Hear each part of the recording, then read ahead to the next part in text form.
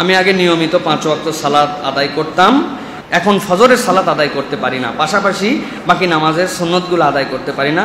আর ইমান দুর্বল হয়ে গেছে, ইমান শক্ত মজবুত করার জন্য কিছু আমল শিখে দিবেন, দয়া করে আমার জন্য দোয়া করবেন। প্রিয় ভাইয়েরা, প্রথম কথা হচ্ছে যে আপনি কেন করতে পারেন না এটা আপনাকে ফাইন্ড আউট করতে হবে। ভাই আমি করতে পারি না, কারণ কি?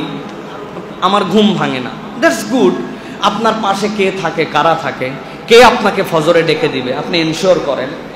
আমার বউ, আমার ওয়াইফ আমাকে বলছে মাঝে মাঝে তার ফজরের সময় বাচ্চা কাচ্চা অনেক এইগুলারে দেখভাল করতে করতে রাত্রে খাওয়ায় রেডি ঘুম ধরে যায়, তা আমি ফজরে চলে যাই, পরে ডাকি নাই। আমি মনে করছি ও নামাজ পড়ছে আবার শুইছে, আসার পরে বলছে তুমি আমারে ডাকো নাই কেন? বললাম তুমি ডাকলে তো দেখলাম যে তুমি উঠতে চাচ্ছ না। বলছে আমারে উঠানোর জন্য যা করা লাগবে, যদি লাঠি দিয়ে বাইরানো লাগে, যদি আমার মুখের মধ্যে পানি মারা লাগে, যদি আমারে চুল ধরে টানা লাগে, এটা তোমার জিম্মাদারি, আমার কোনো এতে দাবি দেওয়া নাই, তোমার আমার উঠান লাগবে। এখন আপনি এরকম লোক ফিট করেন যে আপনার ঘুমের সমস্যা, আপনার উঠানো লাগবে, হ্যাঁ উঠানোর লোক ঠিক করেন, পাশের লোক যে পিটাইয়া বাড়াইয়া তোরে তুলবে, ভাই তোরা কিছু বলবো না, আমার উঠান লাগবে। কারণ আপনার সমস্যাকে আপনি মোটা থাকে বলেন উঠতে পারি না, কেন? সমস্যাটা কোন জায়গায়, এটা ফাইন্ড আউট করতে হবে। 2 নম্বর, আপনি যেই সকল কারণে ঘুম ভাঙতেছে না, উঠতেছে না, সেটার থেকে বের হন।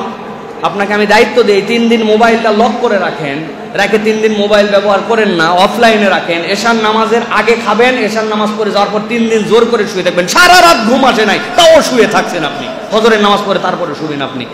ভাই খালি দোয়া দরুদ দিয়ে কাম হবে না, এই কাজগুলির জন্য আপনাকে অ্যাক্টিভিটিস বাড়াতে হবে, যে এই অ্যাক্টিভিটিস আপনাকে দূরে রাখতেছে এরকম। 3 নম্বর, ফজরে আপনার সার্কেল আছে।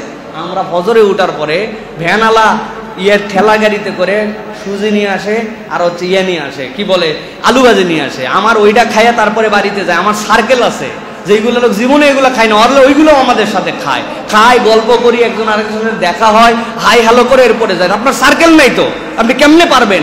সহবত এই জন্য অত্যন্ত গুরুত্বপূর্ণ। তারপরে বলবো, ইমান বাড়ানোর জন্য প্রত্যেকদিন একটুখানি কোরআন তেলাওয়াত করেন, আর প্রত্যেকদিন বেশি বেশি ইস্তেগফার করেন, আর দরুদ শরীফ পড়েন। 3টা আমলের কথা বলছে, কোরআন তেলাওয়াত, ইস্তেগফার, দরুদ শরীফ, এই 3টা বলেন আর আল্লাহর কাছে চান ইনশাআল্লাহ। তবে ঘাবড়াবেন না, বাকি নামাজ জানে বা ছাইড়ে দিয়েন না।